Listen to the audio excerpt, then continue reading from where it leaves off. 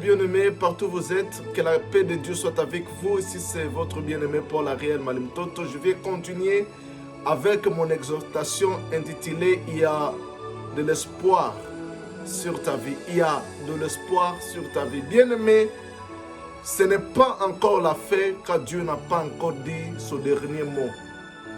Ce n'est pas encore la fin. Même si vous êtes dans un terrain de football, si l'arbitre n'a pas encore sifflé le dernier sifflet du final, le match continue. Même s'il y a des sifflets parmi les gens qui sont en dehors du match, il peut avoir leur propre sifflet, il peut crier, il peut siffler, mais ce n'est pas encore la fin du match jusqu'à ce que l'arbitre fera le dernier sifflet et ce sera la fin du match. Bien-aimé, ce n'est pas encore fini dans ta vie, ce n'est pas encore fini pour toi, ce n'est pas encore fini pour ton mariage, ce n'est pas encore fini pour ton business, ce n'est pas encore fini pour ta santé, ce n'est pas encore fini, bien-aimé, dans ta vie. Tant que Dieu n'a pas encore dit son dernier mot, il y a de l'espoir sur ta vie. Bien-aimé, je me souviens d'un homme qui avait traversé des moments difficiles, l'homme de Job. Dans Job chapitre 19, verset 14, qu'est-ce qu'il dit? Je suis abandonné de mes proches. Peut-être c'est au camp, tu es abandonné de tout le monde. Les amis t'ont abandonné, tes frères t'ont abandonné, tes propres parents, ta propre femme, tes propres enfants, ils t'ont rejeté. Bien-aimé dans le Seigneur, il dit, je suis abandonné de mes proches, je suis oublié de mes intimes. Je suis un étranger pour mes serviteurs et mes servantes. Je ne suis plus à leurs yeux qu'un inconnu. J'appelle mon serviteur, il ne me répond pas.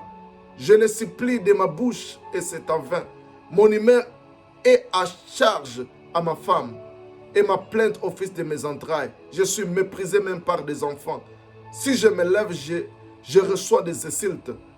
Ce que j'avais pour confident mot en horaire, ce que j'aimais se sont tournés contre moi.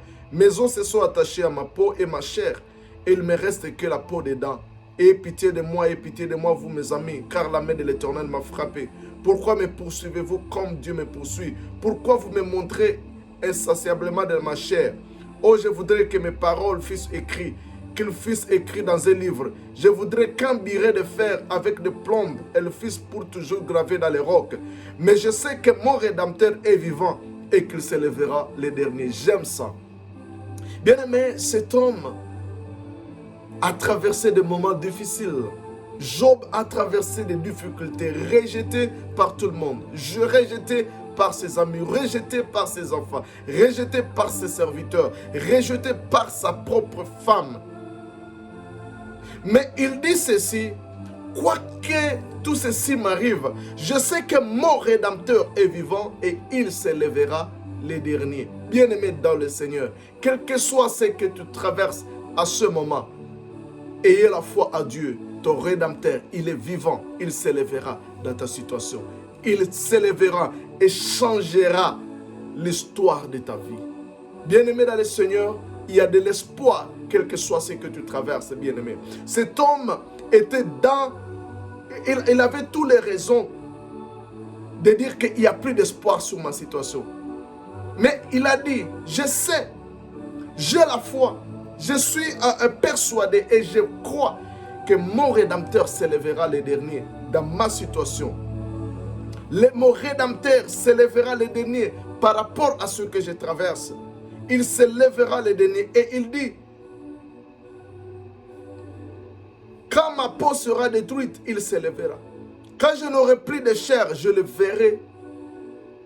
Je le verrai et il me sera favorable. Mes yeux le verront et non c'est d'un autre. Mon âme languit d'attente au-dedans de moi. Cet homme a dit, il a confessé sa foi. Il a dit que quoi que ce que je traverse, quoi que le moment est difficile, quoi qu'il n'y a plus d'espoir, humainement par là, il n'y a plus d'espoir pour moi. Mais je sais que mon Rédempteur est vivant. Il se lèvera et je verrai Dieu. Il me sera favorable. Je le verrai de mes propres yeux. Ce n'est pas un autre qui le verra. Et à la fin de son histoire, il a dit, mes yeux avaient entendu parler de toi et aujourd'hui mes yeux t'ont vu.